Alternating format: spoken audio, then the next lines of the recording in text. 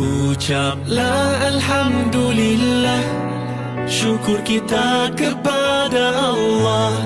Ucaplah Alhamdulillah, syukur kita kepada Allah. Selawat ke atas Nabi Muhammad ya Rasulullah. Selawat ke atas Nabi ya Rasulullah. Syukur itu banyak caranya, taat beribadah, tekun berusaha, saling membantu, berkasih sayang, murah senyuman, hulur sedekah. Marilah kita